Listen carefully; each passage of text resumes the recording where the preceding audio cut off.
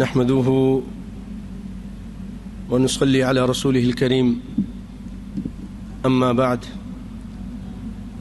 قال الله تعالى ليس عليكم جناح أن تبتغوا فضلا من ربكم فإذا أفضتم من عرفات فاذكروا الله عند المشعر الحرام واذكروه كما هداكم وإن كنتم من قبله لمن الضالين وقال تعالى فإذا قضيت الصلاة فانتشروا في الأرض وابتغوا من فضل الله وقال حبيبنا ونبينا صلى الله عليه وسلم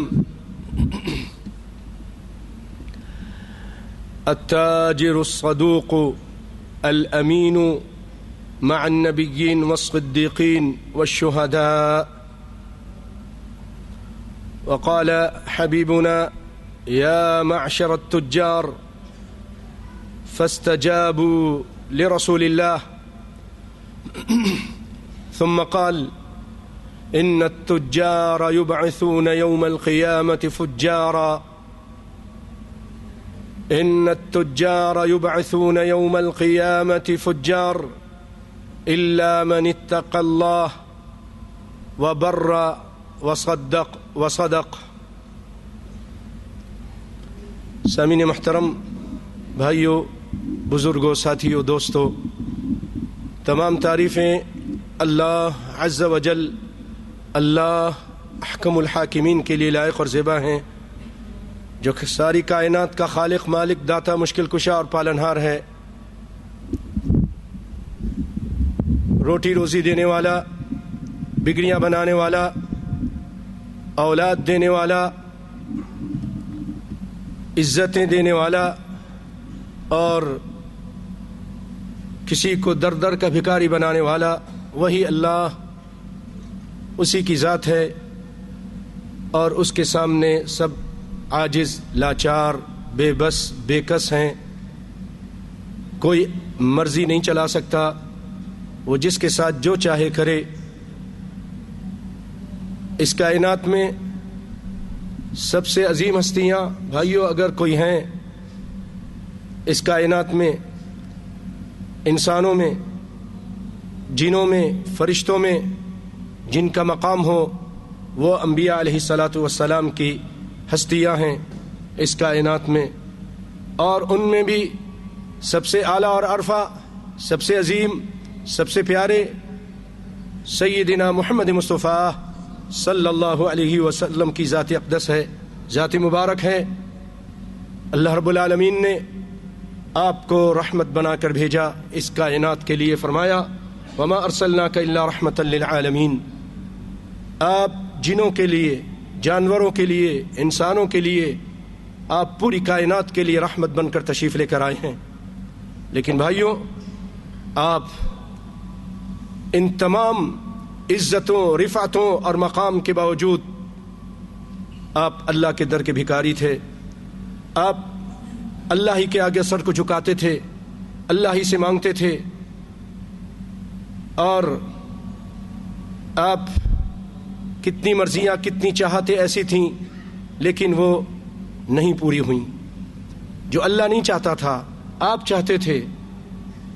میں یہ بات اس لیے پیش کرنا چاہتا ہوں اور سمجھانے کی کوشش کرنا چاہتا ہوں کہ ہم آج بہت سارے لوگوں کو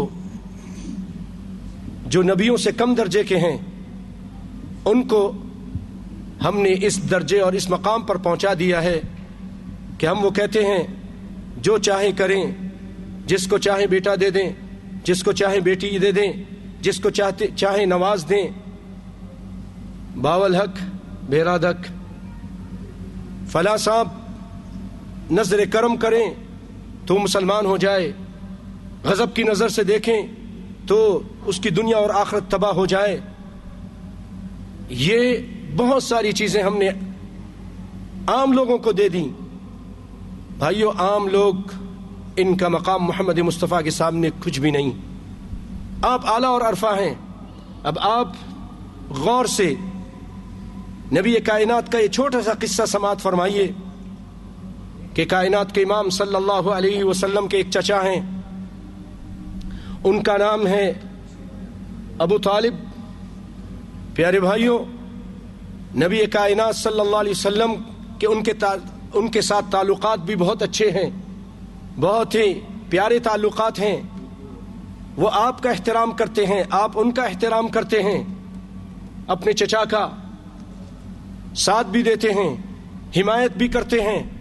اور نبی کائنات صلی اللہ علیہ وسلم کی دل کی خواہش ہے کہ میرا یہ چچا مسلمان ہو جائے، میرا یہ چچا مسلمان ہو جائے اور جنت میں چلا جائے۔ سمجھاتے ہیں، کوشش کرتے ہیں۔ توجہ بھائیوں، یہاں تک کہ ان کی موت کا وقت قریب آ جاتا ہے۔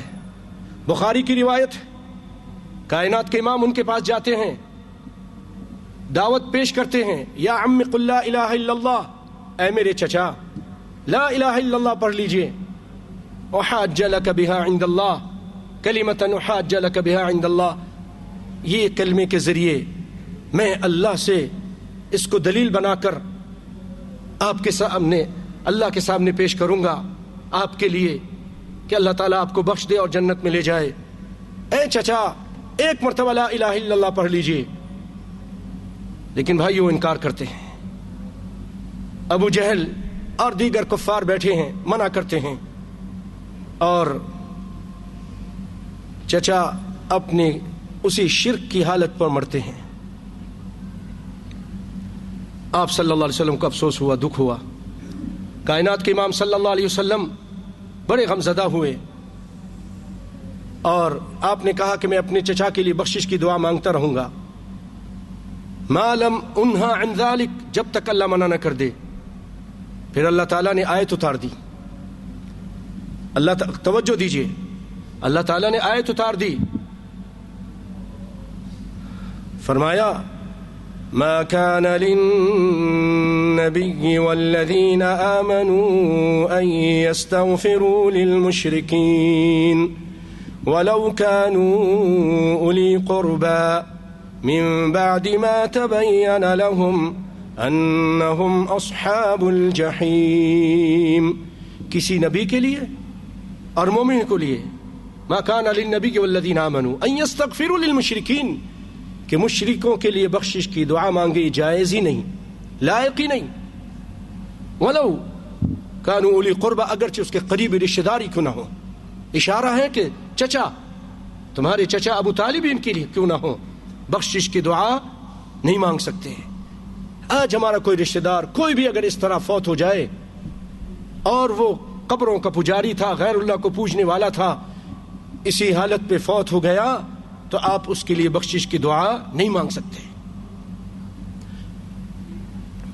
اور اللہ تعالیٰ آپ کو تسلی دینے کے لیے اللہ رب العالمین ایک اور آیت اتارتے ہیں کہ انک لا تہدی من احببت ولکن اللہ یہدی من یشاء، کہ اے پیارے محمد مصطفیٰ صلی اللہ علیہ وآلہ وسلم، سب کہیں صلی اللہ علیہ وآلہ وسلم، آپ جس کو چاہیں ہدایت دے دیں، آپ ہدایت نہیں دے سکتے۔ ہدایت دینا آپ کے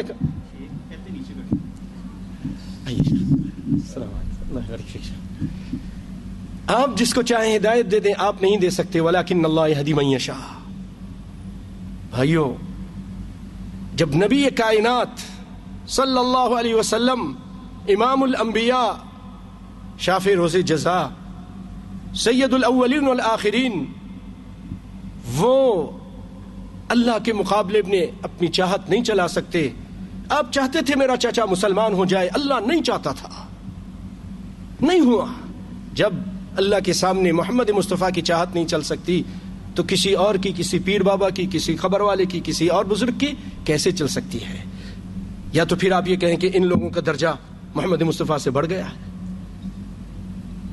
تو بھائیو، اسی طرح ہمیں یہ بھی سمجھنا چاہیے کہ نہ یہ قبر والے، نہ یہ چاند سورج ستارے، نہ جبریل علیہ السلام، نہ کوئی اور فرشتہ، نہ کوئی جن، نہ کوئی بت. بہت سارے لوگ بتوں کو پوجتے ہیں، کوئی تعزیہ کو پوجتا ہے، کوئی درخت کو پوجتا ہے. یاد رکھیے یہ ساری چیزیں سب مل کر کسی کی نہ کوئی فائدہ پہنچا سکتے ہیں نہ نقصان دے سکتے ہیں، نہ فائدہ پہنچا سکتے ہیں نہ نقصان دے سکتے ہیں. اللہ تعالیٰ سب کو توحید کی صحیح سمجھ عطا فرمائے.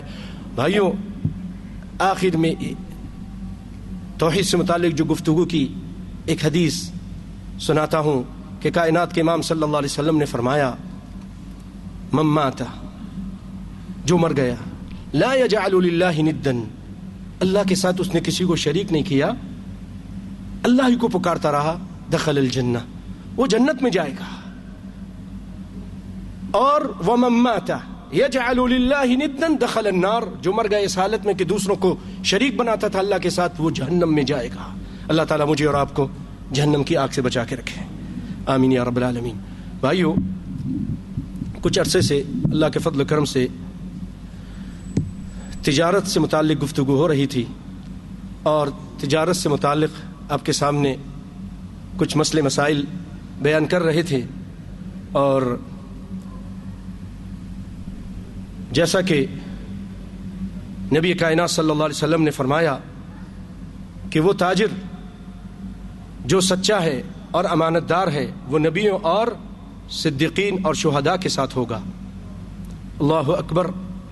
اسی طرح سیدنا عمر رضی اللہ تعالیٰ عنہ فرماتے تھے، یہ حدیث میں نے پہلے بھی سنائی تھی، یہ اثر سیدنا عمر کا یہ فرمان کہ لا يبيع في سوقنا الا من قد تفقه في الدين. اتنی اہم بات ہے، آج ہم میں سے بہت سارے لوگ اس سے غافل ہیں. بڑی بڑی تجارتی کمپنیاں بنائی ہیں، لیکن دین کے معاملے میں اور تجارت کے بہت سارے امور میں تفقہ نہیں ہے. سیدنا عمر فرمایا کرتے تھے، ہمارے بازاروں میں وہی خرید و فروخت کرے جسے دین، اسلام اور اسلامی اصول تجارت کی سمجھ ہو. اسی لیے ہمیں چاہیے کہ اس میں کچھ سمجھ بوجھ پیدا کریں. بھائیو، اس سے متعلق کئی باتیں الحمدللہ پہلے رکھی تھیں اور آج میں اسی سے آگے چلاتا ہوں. اس سلسلے میں آخری بیان 19 مئی کو ہوا تھا اور اسی سے آگے ہم چلاتے ہیں. سودے کی قیمت کس کو بتانا چاہیے؟ سودے کی قیمت جو اس کا مالک ہے وہ بتائے گا. سامان کی قیمت امام بخاری اسی لیے عنوان باندھتے ہیں، باب صاحب السلعۃ احق بالسوم، کہ قیمت بتانے کا حقدار یہی زیادہ ہے جو اس کا مالک ہے. اور انہوں نے جو دلیل پکڑی ہے وہ نبی کائنات کی اس حدیث سے. سیدنا انس نے ذکر کیا کہ نبی کریم صلی اللہ علیہ وسلم فرمایا، یا بنی النجار ثامنونی بحائطکم، اے بنو نجار اپنے باغ کی قیمت مقرر کرو، مجھے بتاؤ. اس سے معلوم ہوا کہ قیمت کون بتائے گا؟ جو چیز کا مالک ہے. اور بھائیو، کوئی بھی چیز بیچتے ہوئے جھوٹ بولنا اور جھوٹی قسمیں کھانا حرام ہے. نبی کائنات صلی اللہ علیہ وسلم فرماتے ہیں، ثلاثة لا يكلمهم الله يوم القيامة ولا ينظر إليهم ولا يزكيهم ولهم عذاب أليم. 3 آدمی ایسے ہیں کہ اللہ تعالیٰ ان سے بات نہیں کرے گا قیامت کے دن، ان پر نظر کرم نہیں کرے گا، ان کو پاک نہیں کرے گا گناہوں سے، اور ان کے لیے عذاب علیم ہے. ان میں سے ایک وہ ہے جو اپنے مال کو جھوٹی قسم کے ساتھ بیچتا ہے، جھوٹ بول کر اور جھوٹی قسمیں کھاتا ہے. واللہ اللہ کی قسم یہ تو ایسی ہے اور تو یہ فلاں ملک کی بنی ہوئی ہے، جھوٹ بولتا ہے اور جھوٹی قسم کھا کر اپنے مال کو بیچتا ہے. اللہ تعالیٰ قیامت کے دن اس سے بات بھی نہیں کریں گے. بڑا شرف ہوگا جس سے اللہ بات کریں.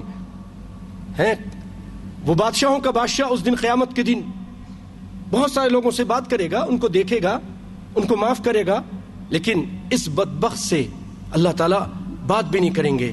اور ابو ہریرہ رضی اللہ تعالیٰ عنہ روایت کرتے کہ نبی کریم صلی اللہ علیہ وسلم نے فرمایا، جھوٹی قسم کے ذریعے سودا تو بک جاتا ہے، سودا تم بیچ لو گے، اپنی کار تو بیچ لو گے، سامان بیچ لو گے، لیکن اس میں برکت ختم ہو جائے گی، برکت نہیں ہوگی۔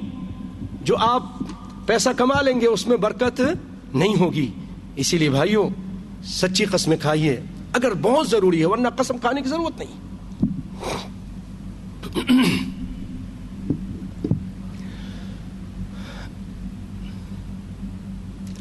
بھائیوں نبی کائنات صلی اللہ علیہ وسلم اسی لیے فرماتے ہیں کہ صاف گفتگو کریں۔ فرماتے ہیں البیعان بالخیار ما لم يتفرقا فإن صدقا وبینا بورک لهما في بیعہما وإن كذبا وكتما فمحقت برکت بیعہما۔ اگر خرید فروخت کرتے ہوئے آدمی، فروخت کرنے والا اور خرید کرنے والا، یہ دونوں صاف گوئی سے کام لیتے ہیں، مال کا عیب بتا دیتے ہیں، میرے مال میں یہ عیب ہے، یہ خرابی ہے، تو ان کے سودے میں برکت ہو جاتی ہے۔ اور اگر جھوٹ بولیں اور عیب کو چھپائیں تو ان کے سودے کی برکت مٹا دی جاتی ہے۔ سودے کی برکت اللہ کے پاس ہے۔ بھائیوں وہ جھوٹ بول کر جو 1000 آپ کما لیں گے اس میں برکت نہیں ہوگی، اور سچ بول کر اگر آپ 500 کی بجائے آپ کو 1000 کے بجائے 500 مل جاتی اس میں برکت ہوگی، اس میں برکت ہوگی۔ اور خرید و فروخت کرتے وقت ماپ تول کرنا ضروری ہے، ماپ تول کرنا، چیز کا وزن کرنا ضروری ہے۔ جیسا کہ آپ صلی اللہ علیہ وسلم فرماتے ہیں غلہ کے بے سے منع فرمایا یہاں تک کہ اس میں 2 صاع جاری ہو جائیں، ایک خریدنے والے کا پیمانہ یعنی، اور ایک مشتری کا، خریدنے والے کا، دونوں کا پیمانہ اس پر استعمال ہو جائے۔ سیدنا عثمان رضی اللہ تعالیٰ عنہ سے مروی ہے کہ وہ فرماتے ہیں کہ جب تم خریدو تو ماپ کر لو اور جب بیچو تو ماپ کر دو۔ امام شوکانی اور جمہور کا مذہب یہی ہے، جو شخص ماپ کر کوئی چیز خریدے اور اسے قبضے میں لینے کے بعد فروخت کرے تو پہلے کیے ہوئے وزن کے ساتھ اسے خریدار کے حوالے کر دینا جائز نہیں، حالانکہ ماپ کے لیے ہے، اب اسی ماپ پر دوبارہ بیچ رہا ہے، نہیں، وہ کہتے کہ جائز نہیں حتیٰ کہ دوسری مرتبہ فروخت کرتے ہوئے اس کا وزن کیا جائے، دوبارہ پھر وزن کیا جائے، دوسرے آدمی جو خرید رہا اس کے سامنے وزن کیا جائے۔ یہ جمہور کا اور امام شوکانی رحمہم اللہ کا یہ مذہب ہے۔ اچھا، اب جب سامان کا وزن کر رہے ہیں تو اجرت کون دے گا؟ اجرت ہمارا اسلام دیکھیے کتنی تفصیل کے ساتھ ہمارے لیے ایک ایک چیز بیان کر رہا ہے۔ یہاں تک یہ بیان کر دیا کہ مزدوری بیچنے والا دے گا، فروخت کرنے والا اپنے وزن کرنے کی مزدوری وہ دے گا، جیسا کہ حدیث کے الفاظ ہیں وَإِذَا بِعْتَ فَكِلْ، جب تم بیچو تو ماپ کر لو، ماپ یعنی وزن کر دو۔ اور معلوم ہوتا ہے کہ ماپ تول کی ذمہ داری فروخت کنندہ پر ہے، خریدار پر نہیں، کیونکہ آپ نے خود کہا جب تم بیچو تو وزن کرو، بیچو تو وزن کرو، تو یہ ذمہ داری اس کی ہے، اسی لیے اس کی قیمت بھی اسی کے ذمے ہے۔ اور ماپ میں کمی کرنا حرام ہے، وزن میں کمی کرنا، تول میں کمی کرنا حرام ہے۔ اچھا، ہمارے اسلام میں گواہی کی بڑی اہمیت ہے، لیکن بہت ساری خریداری ایسی ہیں جس میں ہر وقت گواہ نہیں بنا سکتے، تو کیا گواہی کے بغیر خرید و فروخت جائز ہے؟ حدیث میں ہے نبی صلی اللہ علیہ وسلم نے ایک دیہاتی سے گھوڑا خریدا، اور کسی کو گواہ نہیں مقرر کیا، خرید لیا اور پھر چلنے لگے کہ چلو آؤ میرے ساتھ، بعد میں گھر میں جا کے میں پیسہ دیتا ہوں۔ راستے میں لوگ اس کو کہنے لگے، نہیں پتا تھا یہ بک گیا ہے، بھائی کتنے کا ہے کیسا ہے، اس نے ان سے بھی سودا شروع کر دیا۔ اور پھر اس نے کہا اس آدمی نے کہ بھائی میں یہ چیز بیچ رہا ہوں۔ آپ صلی اللہ علیہ وسلم فرمایا تم نے تو مجھے بیچ دیا ہے۔ کہا گواہی دو، کون گواہ ہے تمہارا؟ اب آپ صلی اللہ علیہ وسلم کھڑے ہیں کہ کوئی گواہی دے، تو ادھر سے ایک صحابی آ گئے سیدنا خزیمہ رضی اللہ تعالیٰ عنہ، اور آ کر گواہی دی کہ ہاں نبی کائنات سچ کہہ رہے ہیں، انہوں نے یہ گھوڑا خرید لیا ہے۔ اور پھر آپ نے بعد میں اس کی قیمت دے دی اور آپ کا ہو گیا۔ بعد میں پوچھا بھائی تم تو وہاں تھے نہیں، تم نے کیسے گواہی دی؟ کہا اللہ کے رسول ہم تو اس سے بڑے چیز پر آپ کی گواہی دے چکے ہیں کہ آسمان سے آپ پر وحی آتی ہے، آپ اللہ کے نبی ہیں، جب ہم اس چیز پر آپ کو سچا مانتے ہیں تو یہ تو دنیا کی چھوٹی چیز ہے۔ اللہ اکبر۔ پیارے بھائیوں، اس کے بعد جب قرآن جمع کیا جا رہا تھا، نبی صلی اللہ علیہ وسلم اس وقت پھر ان کی گواہی کو 2 آدمیوں کی گواہی کے برابر قرار دے دی، اور جب قرآن جمع کیا جا رہا تھا ایک آیت ان کے پاس ملی اور کوئی اس کے ساتھ نہیں مل رہے تھے، تو سیدنا زید بن ثابت نے جو قرآن جمع کر رہے تھے سیدنا ابو بکر کے آرڈر سے، انہوں نے ان کی گواہی کو 2 شمار کر کے اس آیت کو اللہ کے قرآن میں شامل کیا۔ اللہ اکبر۔ تو اس سے پتہ چلا کہ نبی کے فعل سے کہ بغیر گواہی کے خرید و فروخت کی جا سکتی ہے۔ اگر کوئی خرید و فروخت کے وقت کوئی شخص کوئی شرط لگاتا ہے اور وہ جائز شرط ہو تو ٹھیک ہے۔ سیدنا جابر رضی اللہ تعالیٰ عنہ سے مروی ہے کہ وہ اپنے ایک اونٹ پر سفر کر رہے تھے اور وہ اونٹ تھک چکا تھا۔ نبی کائنات صلی اللہ علیہ وسلم نے اسے مارا، اس کے لیے دعا کی، ہکایا تو وہ تیز چلنے لگا، اس سے پہلے وہ اتنا تیز نہیں چلتا تھا۔ پھر آپ صلی اللہ علیہ وسلم نے جابر سے فرمایا، جابر مجھے یہ اونٹ 1 اوقیہ چاندنی کے عوض بیچو گے؟ بیچ دو۔ میں نے عرض کیا کہ نہیں۔ آپ نے فرمایا، دوبارہ یہی چیز فرمائی۔ چنانچہ میں نے وہ اونٹ آپ کے اس شرط پر شرط لگائی کہ اللہ کے رسول ٹھیک ہے میں بیچتا ہوں، میں اس کو فروخت کرتا ہوں، اس وقت تک اس شرط یہ ہے کہ میں اپنے اہل خانہ تک اس پر سوار ہو کر جاؤں گا، بیچ تو دوں گا لیکن سواری کرتا رہوں گا جب تک اپنے گھر نہ پہنچ جاؤں۔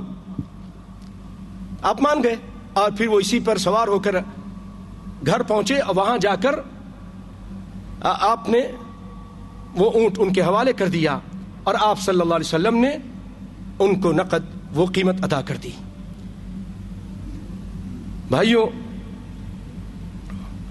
سودے میں کوئی چیز مجہول چیز مستثنا کر لینا درست نہیں ہے۔ سودے میں سودا کرتے ہوئے آپ مثلا چاول کی ڈھیری رکھی ہے، بھائی اتنے سے آدھا من میرا ہے، یہ نہیں بیچوں گا، یا زمین ہے، زمین سے ایک ٹکڑا، کوئی معین ٹکڑا نہیں، ایک خاص حصہ کہہ دے تو جائز ہے، خاص حصہ نہیں کہتا کہ بھئی کوئی ایک ٹکڑا وہ میں نہیں بیچوں گا، کوئی ایک یعنی مجہول حصہ کا استثناء کرتا ہے تو یہ ناجائز ہے۔ ان النبی صلی اللہ علیہ وسلم نہا عن الثنیا الا ان تعلم، کہ نبی صلی اللہ علیہ وسلم نے ایک آدھ چیز مستثنا کرنے سے منع فرمایا سوائے اس کے کہ اس کی مقدار مقرر کر لی جائے۔ حافظ ابن حجر اس کے بارے میں لکھتے ہیں، سودے میں استثناء کی صورت یہ ہے کہ آدمی کوئی چیز فروخت کرے اور اس کا کچھ حصہ مستثنا کر لے۔ اگر تو مستثنا علیحدہ کی ہوئی چیز معلوم ہو، مثلا درختوں میں فلاں درخت، مختلف منازل میں یعنی گھروں میں فلاں گھر، زمین کے مختلف حصوں میں کوئی ایک جگہ بالاتفاق کہہ دے یہ میں نہیں بیچ رہا باقی بیچ رہا ہوں، اور اگر یہ تو جائز ہے۔ اور اگر مستثنا مجہول ہو، مثلا کہے کہ میں نے یہ ڈھیر فروخت کر دیا لیکن اس میں سے بعض حصہ فروخت نہیں کیا، تو یہ سودا صحیح نہیں ہے۔ پیارے بھائیو، اسی طرح اندیکھی چیز کا سودا کرنا،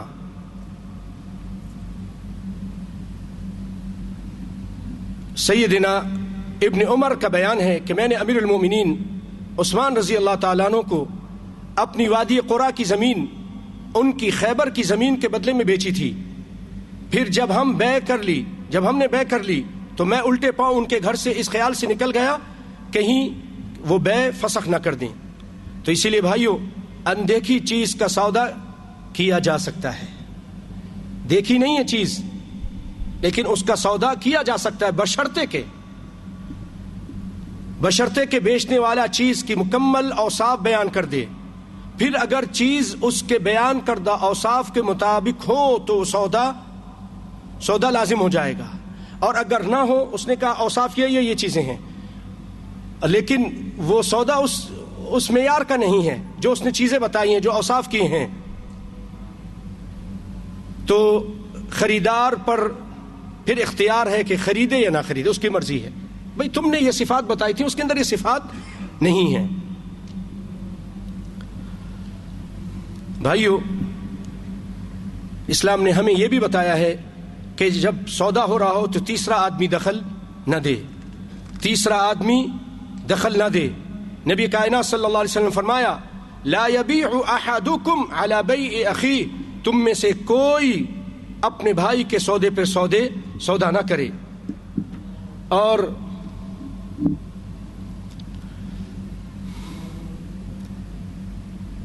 اگر کسی نے کوئی چیز بیچ دی ہے، بعد میں کوئی عیب کے بغیر کوئی چیز آدمی بیچی، اس میں کوئی عیب بھی نہیں ہے، لیکن خریدنے والا آ کر کہتا ہے مجھ سے یہ چیز واپس لے لو، تب آپ کی مرضی ہے لیں یا نہ لیں، اور اگر عیب ہے پھر تو ضرور لینا ہے، بے فسخ ہے۔ لیکن اگر کوئی عیب نہیں ہے تو اس کے بارے میں حدیث کیا ہے سنیے۔ سیدنا ابو ہریرہ رضی اللہ تعالیٰ عنہ روایت کرتے کہ رسول اللہ صلی اللہ علیہ وسلم نے فرمایا، من اقال مسلما بیعته اقال اللہ عثرتہ، کہ جو کسی مسلمان کا سودا واپس کر لے، جو کسی مسلمان کا سودا واپس کر لے، اس کا مال واپس بیچنے کے بعد واپس لے لے، اللہ تعالیٰ اس کی لغزشیں معاف فرمائے گا، اللہ تعالیٰ اس کی لغزشیں معاف فرمائے گا۔ اور بھائیو، کسی آفت کی بنا پر ہونے والے نقصان، اس کو کیا کرنا چاہیے؟ مثلا آپ نے کوئی چیز بیچی، ابھی ایک آدمی کو بیچی اور اس کے اوپر کوئی تباہی آ گئی، کوئی بربادی آ گئی، کوئی آگ لگ گیا، اب آپ وہ مال لیں گے کہ نہیں لیں گے؟ آئیے نبی کائنات کیا فرماتے ہیں، ہم سنتے ہیں۔ نبی صلی اللہ علیہ وسلم نے فرمایا، اگر تم اپنے بھائی کو پھل فروخت کرو اور اسے کوئی آفت مثلا سیلاب یا طوفان وغیرہ آ پہنچے تو تمہارے لیے اس میں سے کچھ بھی قیمت لینا جائز نہیں، تمہارے لیے اس میں سے کچھ بھی قیمت لینا جائز نہیں۔ بالآخر کس وجہ سے تم ناحق اپنے بھائی کا مال لے سکتے ہو؟ معلوم ہوا کہ اگر سودا ہونے کے بعد، وعلیکم السلام، کسی ناگہانی آفت یا حادثے کی وجہ سے خریدی ہوئی چیز تباہ ہو جائے تو خریدار سے کوئی قیمت وصول نہیں کرنی چاہیے۔ یہ تھا بھائیو خرید و فروخت سے متعلق کچھ مسئلے مسائل جو آپ کے سامنے میں نے بیان کیے ہیں، اور کیونکہ بھائیو ہم لوگ اس وقت بہت ہی اہم دن سے گزر رہے ہیں اور یہ محرم کا مہینہ ہے، تو اسی لیے محرم سے متعلق میں تھوڑی سی گفتگو کر کے اپنی بات کو سمیٹتا ہوں۔ بھائیو، اللہ رب العالمین نے قرآن پاک میں فرمایا ہے، ان عدت الشہور عند اللہ 12 شہرا فی کتاب اللہ، یوم خلق السماوات والارض منها 4 حرم، اللہ کے نزدیک مہینوں کی گنتی 12 ہے. 12 شہرا فی کتاب اللہ. یوم خلق السماوات والارض، جب سے اس نے آسمان و زمین پیدا کیا. منها 4 حرم، اس میں سے 4 حرمت والے ہیں، 4 اس میں سے حرمت والے ہیں. فلا تظلموا فیہن انفسکم، اس حرمت والے مہینوں میں ایک دوسرے پر ظلم مت کرو. ظلم تو اور مہینوں میں بھی منع ہے، لیکن اس میں اللہ کو اور زیادہ ناپسند ہے، اس میں اللہ کا عذاب اور زیادہ ہے. فلا تظلموا فیہن انفسکم. پیارے بھائیو، آگے چلنے سے پہلے تھوڑا سا غور کیجئے. قرآن پاک میں اللہ تعالیٰ کیا فرما رہا ہے؟ ان عدت الشہور عند اللہ 12 شہرا فی کتاب اللہ. اللہ کی کتاب میں مہینوں کی گنتی کتنی ہے؟ 12 ہے. اب میں آپ سے سوال کروں گا، آپ مجھے قرآن پاک کی آیت بتائیے کہ جہاں پر 12 مہینوں کے نام ذکر ہیں اور 4 مہینوں کے نام بھی ذکر ہیں.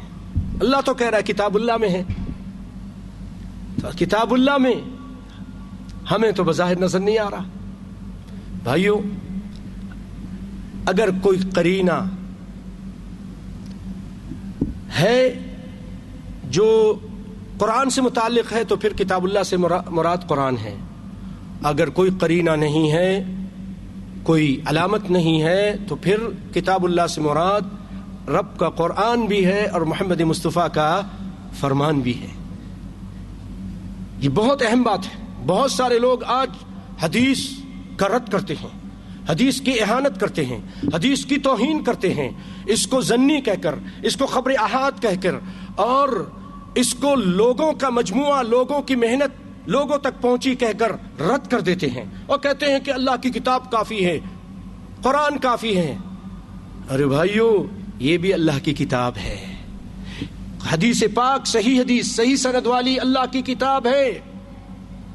حدیث پاک کے بارے میں، نبی کائنات صلی اللہ علیہ وسلم کے نکلے ہوئے الفاظ کے بارے میں اللہ تعالیٰ فرماتے ہیں وَمَا يَنطِقُ عَنِ الْهَوَىٰ إِنْ هُوَ إِلَّا وَحْيٌ يُوحَىٰ. محمد مصطفیٰ کی زبان مبارک سے کوئی بات نہیں نکلتی مگر وہ وحی ہوتی ہے. آپ نے فرمایا اپنے صحابی سے، میرے صحابی لکھو، میرے منہ سے حق کے علاوہ کچھ نہیں نکلتا. اللہ اکبر. بھائیو، دوسری مثال، اہل علم، پڑھے لکھے حضرات اس کو نوٹ کریں، تاکہ اس طرح کے منکرین حدیث قسم کے لوگ جب اسلام پر اور حدیث پہ حملہ کریں تو آپ اس کا دفاع کریں اور ان کو جواب دے سکیں. دوسری مثال، ایک شخص آیا نبی کائنات صلی اللہ علیہ وسلم کے پاس، اللہ کے رسول ہمارا فیصلہ کیجئے، یہ ہمارا بیٹا فلاں آدمی کے گھر کام کرتا تھا، وہاں اس نے منہ کالا کر لیا، اس سے بدکاری ہو گئی، لوگوں نے کچھ اور فیصلے کیے ہیں، ہم چاہتے ہیں آپ اقض بیننا بکتاب اللہ، ہمارے درمیان اللہ کی کتاب سے فیصلہ کیجئے. آپ صلی اللہ علیہ وسلم نے فرمایا لأقضین بینکما بکتاب اللہ، میں تمہارے درمیان اللہ کی کتاب سے فیصلہ کروں گا، اللہ کی کتاب سے فیصلہ کروں گا. اور آپ صلی اللہ علیہ وسلم نے فیصلہ یہ کیا کہ یہ جو لڑکا ہے جو غیر شادی شدہ تھا، اس کو رجم کیا جائے، اس کو درے لگائے جائیں، 100 درے، اور 1 سال کے لیے جلا وطن کیا جائے. اور عورت کے بارے میں فرمایا جو شادی شدہ تھی، فرمایا کہ اے انیس جاؤ تحقیق کرو، اگر وہ اعتراف کر لے زنا کا تو اس کو سنسار کر دو. اب یہاں فیصلے کی نوعیت 3 اس میں حالات ہیں یا 3 اس کی کیٹیگری ہیں. ایک تو یہ کہ رجم، ایک درے لگانا اور ایک سنسار کرنا. پیارے بھائیوں، اس میں سے 2 حصہ اللہ کی کتاب میں قرآن پاک میں نظر نہیں آتا. صرف ایک الزانیۃ والزانی فاجلدوا، جب زانی عورت، زانی مرد یہ زنا کرے تو ان کو درے لگاؤ، یہ قرآن پاک میں ہے. 100 جلدہ، 100 درے لگاؤ. یہ قرآن پاک میں ہے. تغریب عام بھی نہیں ہے، حدیث میں ہے. اور رجم کا ذکر تھا، اس کی قرات منسوخ ہو گئی، اب وہ حدیث میں آ گئی. تو 2/3 فیصلہ حدیث میں ہے اور ایک قرآن پاک میں ہے. اور نبی کائنات کیا کہہ رہے ہیں؟ لا اقضین بینکما بکتاب اللہ، میں تمہارے درمیان اللہ کی کتاب سے فیصلہ کروں گا. اور آپ نے فیصلہ کیا. اس سے کیا پتا چلا کہ رجم بھی اللہ کی کتاب میں ہے، تقریب عام 1 سال کے لیے جلا وطن کرنا بھی اللہ کی کتاب میں ہے، نبی کائنات کہہ رہے ہیں. اور درے لگانا بھی اللہ کی کتاب میں ہے. اور اللہ کی کتاب سے مراد قرآن اور محمد مصطفیٰ کا فرمان ہے. وَأَنزَلْنَا إِلَيْكَ الذِّكْرَ لِتُبَيِّنَ لِلنَّاسِ، ہم نے ذکر آپ پر اتایا تاکہ آپ اس کی تفصیل کریں. وَاذْكُرْنَ مَا يُتْلَى فِي بُيُوتِكُنَّ مِنْ آيَاتِ اللَّهِ وَالْحِكْمَةِ، اللہ تعالیٰ نبی کی بیویوں سے کہہ رہا ہے کہ تم تلاوت کرو اور اس سے نصیحت حاصل کرو جو تم پر تلاوت کی جاتی ہے اللہ کی کتاب میں سے. والحکمہ، اور حکمہ سے مراد نبی کی حدیث ہے، نبی کائنات صلی اللہ علیہ وسلم کی حدیث ہے. پیارے بھائیوں، تو ان 4 مہینوں کا ذکر حدیث پاک میں ہے اور 12 مہینے کا ذکر بھی حدیث پاک میں ہے. جیسا کہ ابو بکرہ رضی اللہ تعالیٰ عنہ نبی صلی اللہ علیہ وسلم سے روایت کرتے ہیں، آپ صلی اللہ علیہ وسلم نے فرمایا السنہ 12 شہرا، 1 سال کے اندر 12 مہینے ہوتے ہیں. منہا 4 حرم، اس میں سے 4 حرمت والے ہیں. 3 متوالیات، اس میں سے 3 تو پیدر پہ ہیں. ذو القعدہ، ذو الحجہ والمحرم، ورجب مضر، اور رجب بھی الگ ہے جو جمادہ اور شعبان کے درمیان موجود ہے. بخاری کی روایت ہے. تو اس کی تفصیل کہاں آئی بھائیوں؟ حدیث پاک میں آئی. حدیث پاک میں آئی. اور اللہ تعالیٰ اس کو کیا کہہ رہا ہے؟ ان عدت الشہور عند اللہ 12 شہرا فی کتاب اللہ، اللہ کی کتاب میں 12 ہیں اور اس میں سے 4 حرمت والے ہیں. آپ پورا قرآن پڑھ لیجئے، اٹھا لیجئے، آپ کو وہاں کہیں نظر نہیں آئے گا. کہاں ملے گا؟ نبی کی حدیث میں پوری تفصیل ملے گی. اس سے متعلق ایک اور چھوٹی سی بات کرتا ہوں. ایک عورت آئی، عبداللہ بن مسعود، تم کہتے ہو کہ اللہ نے لعنت کی ہے، جو پلکیں بناتی ہیں، جو جعلی تل بناتی ہیں. میں نے پورا قرآن پڑھا ہے، اس میں تو یہ لعنت نہیں ہے. آپ نے کہا او عورت، اگر تو نے صحیح معنوں میں رب کے کتاب کو پڑھا ہوتا تو وہاں یہ دیکھ لیتی. کہا مجھے تو کچھ نظر نہیں آیا. آپ نے فرمایا عبداللہ بن مسعود نے اس عورت سے، او عورت یہ بتا وما آتاکم الرسول فخذوه وما نہاکم عنہ فانتہوا، یہ آیت وہاں پر ہے کہ نہیں ہے؟ کہا ہاں یہ تو ہے. تو پھر کہنے لگے جو اللہ کا رسول دے دے اللہ کہہ رہا ہے، اور جس سے منع کر دے اس سے رک جاؤ، جو دے دے لے لو، تو میں کیوں نہ اس پہ لعنت کروں جس پر رسول اللہ نے لعنت کی ہے. پیارے بھائیوں، اس سے متعلق محرم یہ بڑا حرمت والا مہینہ ہے. اس قدر عظیم مہینہ ہے کہ کفار مکہ جاہلیت کے زمانے میں اس کی احترام کرتے تھے. اپنے باپ کے قاتل کو دیکھ کر بھی اس مہینے میں قتل نہیں کرتے تھے، جنگ کو چھوڑ دیتے تھے. بعد میں پھر انہوں نے وہ انما النسی جو قرآن پہ ہے وہ بعد میں شروع کر دیا، آگے پیچھے مہینے کو کرنے لگے، ورنہ پہلے یہ نہیں کرتے تھے. اس قدر احترام کرتے تھے، اسی وجہ سے اس کا نام محرم پڑ گیا. اور یہ اس کی عظمت جب اللہ نے آسمان و زمین پیدا کی اس وقت سے ہے، یہ نہیں کہ کسی کے قتل کی وجہ سے ہے، ایسی کوئی بات نہیں، یہ بہت پہلے سے ہے. اور سنیے، اس میں روزہ رکھنا، نبی کائنات صلی اللہ علیہ وسلم فرماتے ہیں افضل الصیام بعد رمضان شہر اللہ المحرم، سب سے بہترین اور افضل روزہ رمضان کے بعد اگر کوئی ہے تو شہر اللہ المحرم، اللہ کا مہینہ محرم کا روزہ سب سے افضل روزہ ہے رمضان کے بعد. اللہ اکبر. یہ ایک اللہ نے نسبت اللہ کی طرف کی. رسول اللہ نے جیسے بیت اللہ، کتاب اللہ، ناقۃ اللہ، رسول اللہ یہاں پر کیا کہا؟ شہر اللہ، اللہ کا مہینہ، محرم کو اللہ کا مہینہ کہا ہے. اور ایک اور روایت میں ہے آپ صلی اللہ علیہ وسلم جیسے کہ ابن عباس فرماتے ہیں نبی کائنات صلی اللہ علیہ وسلم مدینہ تشریف لائے. مدینہ آ کے کیا دیکھتے ہیں کہ یہودی لوگ اس دن خوشی مناتے ہیں اور روزہ رکھتے ہیں عاشورہ کا. فقال ما هذا، نبی کائنات نے پوچھا یہ کیا چیز ہے؟ انہوں نے کہا یہ وہ دن ہے جس دن اللہ تعالیٰ نے موسیٰ علیہ السلام کو ان کے دشمن سے نجات دی تھی، یعنی فرعون سے نجات دی تھی. تو فرعون نے روزہ رکھا تھا. فصامہ موسیٰ فقال فانا احق بموسیٰ منکم، اے یہودیوں میں تم سے زیادہ موسیٰ کا زیادہ قریب ہوں اور زیادہ میرا حق ہے تعلق کا ان کے ساتھ، تو میں بھی. پھر آپ صلی اللہ علیہ وسلم نے فرمایا فصوموہ انتم، تم لوگ اے مسلمانوں روزہ رکھو. اور ایک روایت میں ہے کہ ان رسول اللہ صلی اللہ علیہ وسلم، بخاری اور مسلم کی روایت ہے، صام یوم عاشورہ وامر بصیامہ، آپ نے عاشورہ کا روزہ رکھا اور اس کے روزے رکھنے کا حکم بھی دیا. بخاری اور مسلم کی روایت، آپ نے روزہ رکھا اور روزہ رکھنے کی حکم بھی دیا. اور بھائیوں اس کی فضیلت کیا ہے؟ اس کی فضیلت یہ ہے کہ نبی صلی اللہ علیہ وسلم سے جب پوچھا گیا عن صیام یوم عاشورہ فقال یکفر السنہ الماضیہ تھا کہ اللہ تعالیٰ اس کی وجہ سے پچھلے 1 سال کے گناہ معاف کر دیتا ہے. پچھلے 1 سال کا گناہ معاف، 1 سال کے گناہ معاف. اور رمضان کے بعد سب سے بہترین روزہ. اللہ اکبر.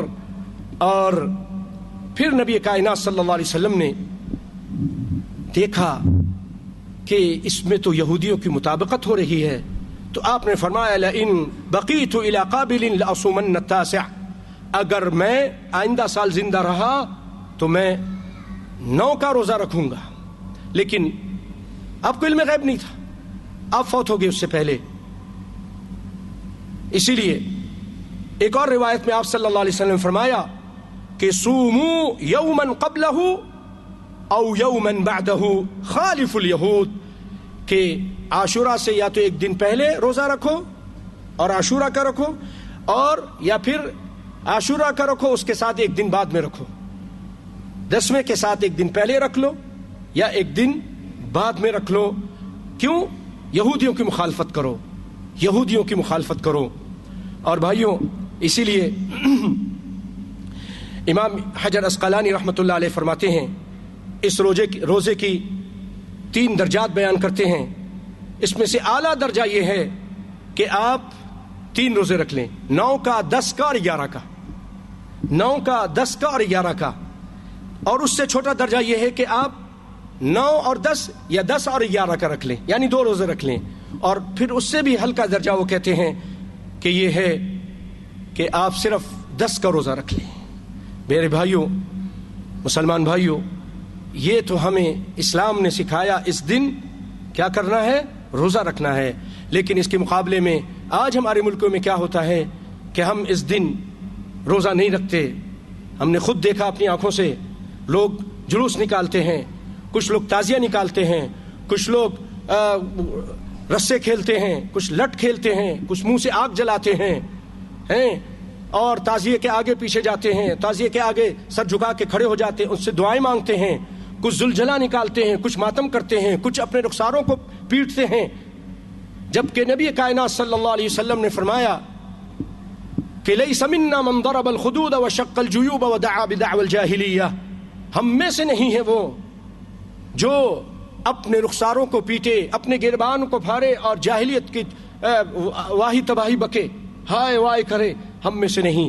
بھائیوں اگر کسی کا غم ہے تو اسلام نے ہمیں 3 دن سکھایا، 3 دن غم ہے جب وہ واقعہ ہو، اس کے بعد 3 دن سے زیادہ نہیں. الا یہ کہ کسی عورت کا شوہر فوت ہو جائے 4 مہینے 10 دن، اس کے بعد پھر اس کا بھی غم ختم ہے. یہ نہیں کہ آج 1000 سال گزر جائے اور غم منایا جائے. اسلام تو صبر سکھاتا ہے. یا ایھا الذین آمنوا استعینوا بالصبر والصلاۃ ان اللہ مع الصابرین انما یوفی الصابرون اجرهم بغیر حساب.